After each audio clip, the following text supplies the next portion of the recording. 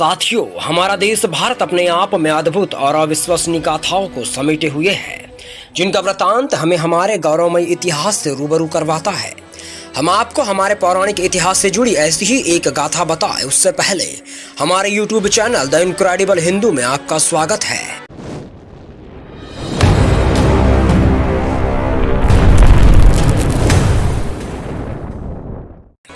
हिंदू धर्म की मान्यताओं के अनुसार इंसान के भाग्य का लेखा उसके पूर्व जन्म के पाप और पुण्यों पर निर्भर करता है।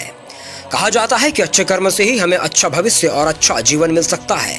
इसी कड़ी में आज हम गौरवमय इतिहास के अंतर्गत महाभारत के एक ऐसे ही योद्धा के पूर्व जन्म की कहानी से आपका सामना करवाएंगे।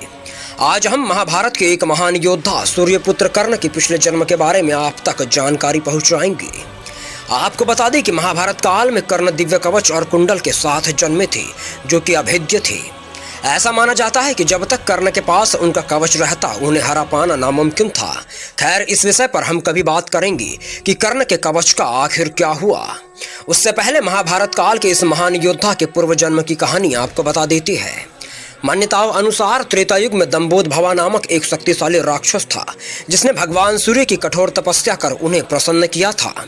जहां भगवान सूर्य से असुर दंबोद भवा ने अमर होने का वरदान मांगा था, लेकिन यह वरदान नियति के विरुद्ध था। इस कारण भगवान सूर्य ने दंबोद भवा से किसी और प्रकार के वरदान को मांगने की बात कही थी।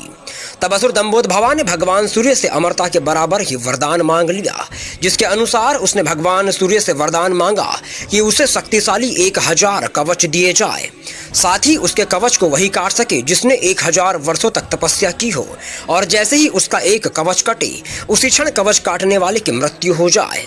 दंबोद भवा से ऐसे वरदान की कामना सुन भगवान सूर्य चिंतित हो उठे, लेकिन कोई विकल्प नहीं होने की वजह से उन्होंने दंबोद भवा को वरदान दे ही दिया।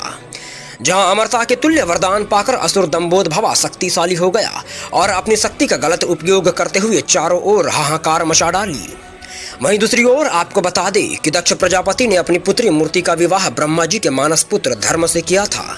मूर्ति भगवान विष्णु की परम भक्त थी। जहां असुर दंबोद भवा के बढ़ते अत्याचार को देख उसने भगवान विष्णु से प्रार्थना की, जिसके फलस्वरूप भगवान विष्णु ने मूर्ति को वरदान दिया कि वे उसके पुत्र के रूप में जन्म लेंगे, जो असुर दंबोद भवा के अंत का कारण बनेगा। समय बीतता गया और भगवान विष्णु के दिए गए वरदान के स्वरूप मूर्ति को 2 जुड़वा पुत्रों की प्राप्ति हुई। माना जाता है कि नर और नारायण थे तो 2 शरीर, मगर उनकी आत्मा एक ही थी। बीतते समय के साथ नर और नारायण बड़े हुए और तप करने बद्रीवन चले गए, जहां दोनों ही भाइयों ने तपस्या प्रारंभ कर दी।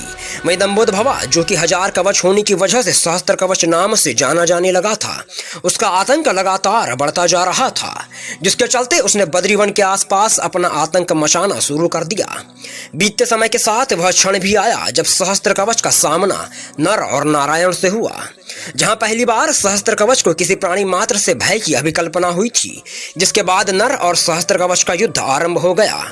वहीं दूसरी ओर नारायण लगातार 1000 वर्षों तक तपस्या में लीन रहा, जहां नारायण की तपस्या के साथ नर का बल बढ़ता गया और नर ने सहस्त्र कवच का पहला कवच काट दिया, लेकिन वरदान स्वरूप नर की मृत्यु हो गई। वहीं आप सभी जानते हैं कि नर और नारायण अलग शरीर में एक ही आत्मा थे, जिसके चलते नारायण वहां पहुंचा और अपने तपोबल से अपने भाई नर को जीवित कर खुद सहस्त्र कवच से युद्ध करने लगा।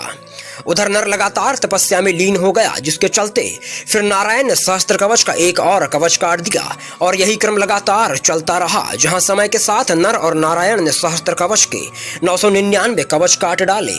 वहीं बचे अंतिम कवच को लेकर भयभीत सहस्त्र कवच भगवान सूर्य की शरण में जा पहुंचा, जिसके पीछे नर और नारायण भी सूर्यदेव के पास जा पहुंचे और सूर्यदेव से सहस्त्र कवच को सौंप देने की मांग करने लगी, लेकिन सूर्यदेव ने ऐसा करने से मना कर दिया और शरण में आए शरणार्थी सहस्त्र कवच को बचा लिया। जिसके बाद क्रोधवश नर और नारायण ने भगवान सूर्य को श्राप दिया कि आप इस असुर को उसके कर्मफल से बचाने का प्रयास कर रहे हैं, जिसके लिए आप भी उसके पापों के भागीदार बनेंगे और इसका कर्मफल भोगने के लिए मृत्युलोक में इसके साथ जन्म लेंगे। जिसके बाद द्वापर युग में कर्ण के रूप में सहस्त्र कवच ने जन्म लिया, जिसके शरीर में सहस्त्र कवच के अंश के साथ भगवान सूर्य का अंश भी था। सूर्यदेव का अंश होने की वजह से महाभारत के इतने सालों बाद भी कर्ण का नाम समग्र इतिहास में सम्मान के साथ लिया जाता है। वहीं सहस्त्र कवच का अंश होने की वजह से क्षत्रिय कुल में जन्म होने के बावजूद कर्ण को सूत पुत्र बन यातनाओं का सामना करना पड़ा था। वहीं दूसरी ओर भगवान कृष्ण और अर्जुन नर और नारायण का ही अवतार थे, जिनके सम्मिलित प्रयासों से ही कर्ण का वध हुआ था। लेकिन इस वध की कहानी हम आपको दूसरी वीडियो में बताएंगे। तो साथियों, हमारे पौराणिक इतिहास में सीखने लायक सब कुछ है, जहां आज हमें सीखने मिला कि जब व्यक्ति असीमित शक्तियों का मालिक बन जाता है तो उसे उनका दुरुपयोग न करते हुए समाज की भलाई और युग निर्माता के रूप में अपनी शक्तियों का उपयोग करना चाहिए, अन्यथा बुराई का अंत निश्चित ही होता है। आशा है कि आपको हमारे द्वारा बताई गई जानकारी अच्छी लगी होगी। तो मुलाकात करेंगे एक ऐसी ही कहानी के साथ अगली वीडियो में। तब तक मुस्कुराते रहिए।